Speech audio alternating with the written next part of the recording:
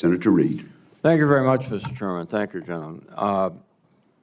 The National Guard has been deployed on numerous occasions, but these circumstances seem somewhat unique. And in addition to that, the Secretary of Defense has just ordered the National Guard to create a response force and a nationwide deployable quick reaction force. These forces, let me ask Mr. Dittleson, what is the purpose of these forces, Mr. Dittleson? Thank you for the question, Mr. Ranking Member. These two situations, the National Guard Response Force and the National Guard Quick Response Force, are already pre-existing functions that are being reorganized and re-equipped to a higher level and modernized to be able to serve their functions better.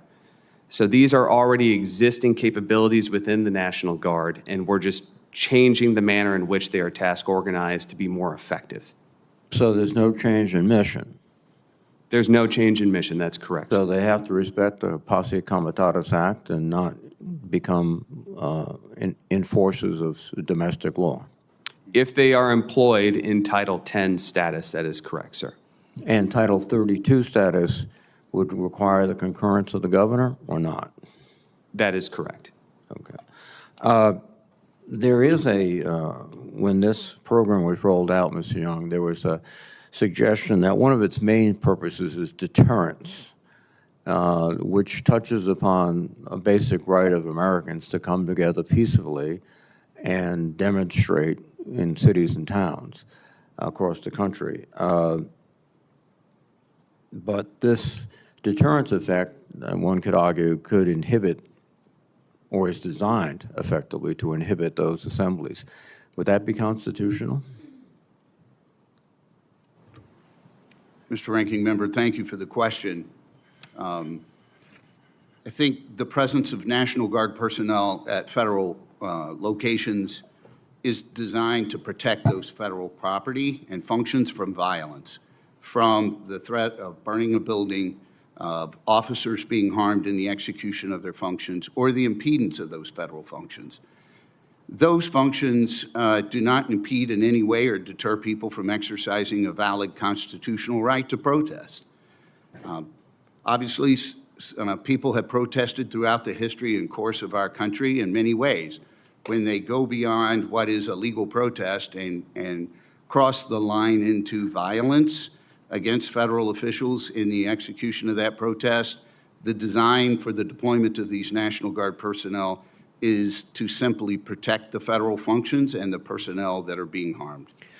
So you would concur with Judge Breyer in the California federal courts, who declared the actions of National Guard and other military as unconstitutional. I believe one of the areas that they were protecting was MacArthur Park, which is not a federal facility, or at least they were making sweeps through MacArthur Park. But you concur with Judge Breyer's conclusion that the President acted unconstitutionally? No, Senator, I would say that I concur with the Ninth Circuit's decision that the President acted lawfully, and I disagree with the district court's decision. I respect the district court's decision, and it's my understanding that the actions in MacArthur Park were designed to protect the federal officers that were otherwise there, that were not uniformed military personnel, that were performing a valid legal federal function. Thank you.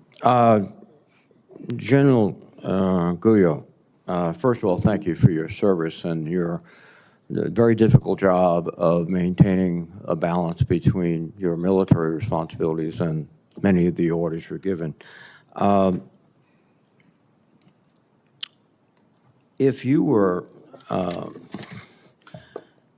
if the President declared an organization a terrorist organization or DTO, which is on a secret list, and you were ordered to attack them on U.S. soil, would you carry out that order? Senator Reid, as with any order I get, I would assess the order, consult the legal authorities to ensure that it was a lawful order, and I would, if I had questions, I would elevate that to the chairman and the secretary as they welcome at all times. And if I had no concerns and I was confident in the lawful order, I would definitely execute that order. You were at Quantico when the president addressed the officers. I was, sir. So he said there's an enemy within.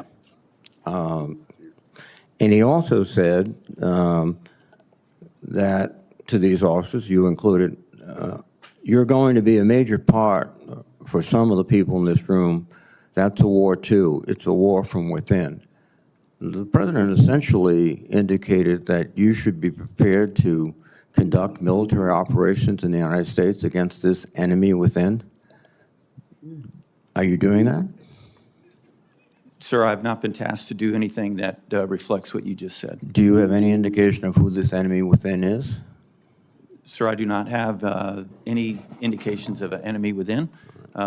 We maintain readiness to execute the orders, both to defend the homeland in many ways, but I have not been tasked in that way. Well, I would assume that the enemy within does not include the thousands of people who attacked the Capitol and were later pardoned by President Trump. So it must be some other group of Americans. Thank you.